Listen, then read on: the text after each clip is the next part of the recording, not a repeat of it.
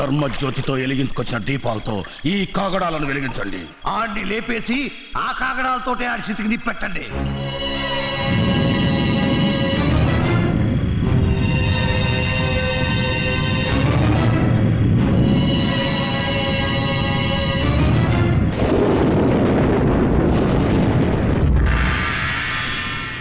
ఓం నమ శివాయ. ఓ యమధర్మరాజా, ఏమిది ఇలా హఠాత్తుగా కైలాసానికి విచ్చేశావు? ఏదైనా విశేషమా? నా బ్రతుకునకు విశేషములు కూడానా? నేను పుట్టినదే చంపుటకని లోకమంతా నన్ను ఆడిపోసుకునుచున్నది. నేను కేవలం ఈ స్వామి బంటునని, ప్రాణహరణము చేసే నిమిత్త మాత్రుడనని, అసలైన సంహారకర్తవి నీవేనని అర్థం చేసుకునేవారే లేరు. ఏం చేస్తాం, అంతా నా నుదుటి రాత. నీ మాటల తీరు చూస్తుంటే ఎవరి ప్రాణదీపాన్నో ఉఫ్ఫను ఊదేలా ఉన్నావే. అవును స్వామి, దేవరవారి ఆజ్ఞ అయితే ఆ పుణ్యకార్యమును కాస్త ముగించవలననే వచ్చి తిని. ప్రాణజ్యోతి ఆరే సమయం ఆసన్నమైనప్పుడు వారు వీరు అని లెక్క పెట్టకుండా ఆ లెక్కలు ముగించేయమని ఎప్పుడో ఆజ్ఞలు ఇచ్చేశాను కదా. ఇచ్చితిరి స్వామి, పెద్దలు అట్టి ఆజ్ఞ ఇచ్చితిరి కనుకనే ఆయుష్ తీరిన మార్కండేయుని ప్రాణములు హరించుటకు వెళ్ళి తిని కాలపాశమును వేసి తిని. కాని ఆ పసివాడు పరమశివ అంటూ ఒక భక్తి కేక పెట్టాను. అంతే, తమరు పట్టున ప్రత్యక్షమై ఇదే శూలముతో ఇచ్చట ఒక పోటు పొడిచితిరి. ఆ నొప్పి ఇంకనూ తగ్గలేదు స్వామి. అమ్మా, మార్కండేయుని భక్తి పారవస్యత నాకు అలాంటి ఆగ్రహాన్ని తెప్పించింది. ఇంతకు నువ్వు ప్రాణం తీయవలసిన ఆ ప్రముఖుడెవరు? అది మా స్వామి. ఏమి ఇది? కంగారు పడకు యమ్మా, అవి ధర్మజ్యోతుల దివ్యకాంతులు, నా ప్రియాతి ప్రియభక్తులు వెలిగించినవి. సహస్ర ప్రభాకర ప్రభా సంపత్తిని అధక్కరించు ఆ పావనకాంతులు పాప సంహారం చేసేవే కాని ప్రమాదాన్ని కలిగించేవి కావు. అవును అవునవును, ఆ భక్తుడు మిమ్మల్ని ఇంతగా ఆకట్టుకున్నాడు కనుకనే ఈ మంచు కొండల్లో సైతము నాకు ఈ ముచ్చెమటలు. అంటే అంటే కాలము ఆసన్నమైనది తమ తమ ప్రియ భక్తునికే.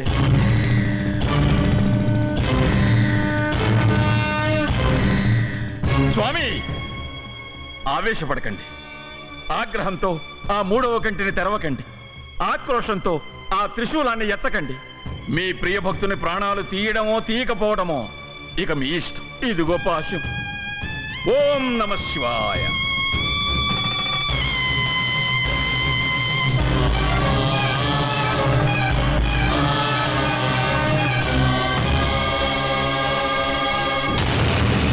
नमो भवाय च रुद्राय च नमः शर्वाय च पशुपतये च नमो नीलग्रीवाय च शितिकण्ठाय च नमः कपर्दिने संयुक्तकेशाय च नमः सहस्राक्षाय च शतधन्वने च नमो गिरिशाय च शिपिविष्टाय च नमो भीढुष्टमाय चेषुमते च नमो ह्रस्वाय च वामनाय च नमो बृहते च वंशीय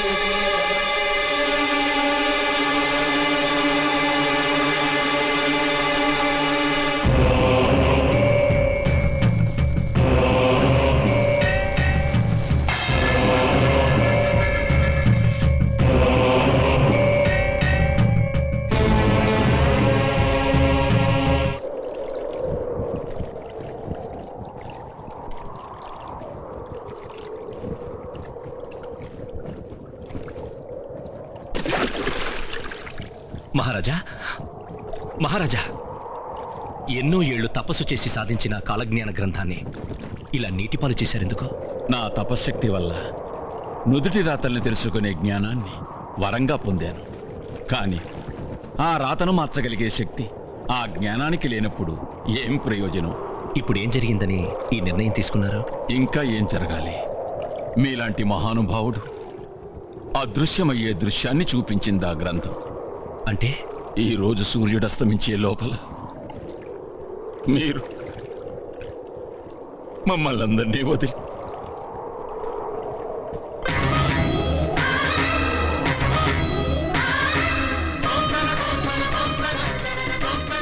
ఆ మృత్యుదేవత నన్ను తన ఒడిలో చేర్చుకునే శుభదినం ఈ రోజేనా?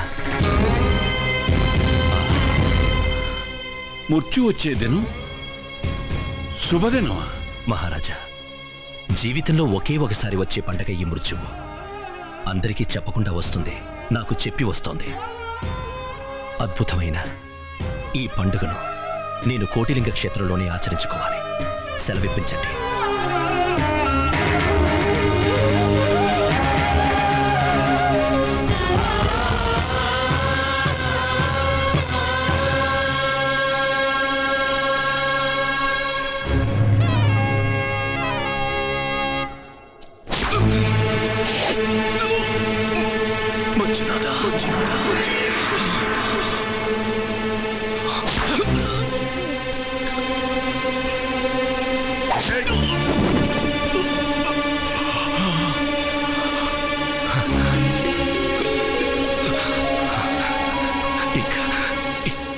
ఇంకా సేపట్లో నాకు మరణం రాబోతుందని మహారాజు ద్వారా నాకు తెలిసింది. కానీ మీ చేతులతో నాకు ఈ విధంగా మోక్షం లభిస్తుందని నేను ఊహించలేదు. మీరు నన్ను శత్రువుగా భావించారు, కానీ నా దృష్టిలో మీరందరూ నా మిత్రులు.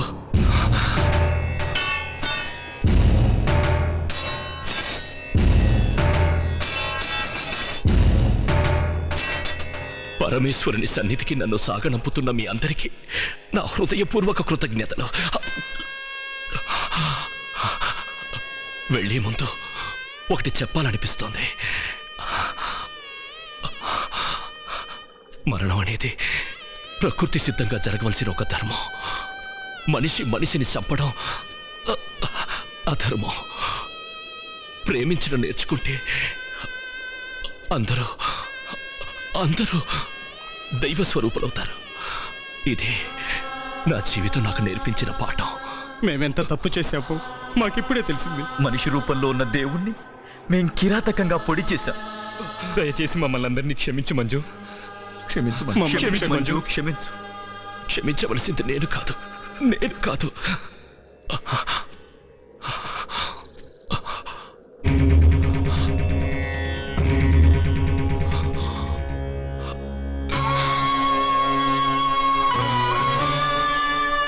దయకు ధర్మానికి ఉన్న మరో రూపమే ఈ మంజునాథ స్వామి.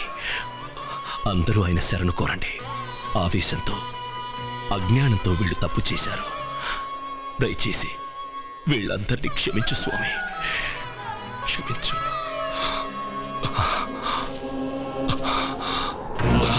శివ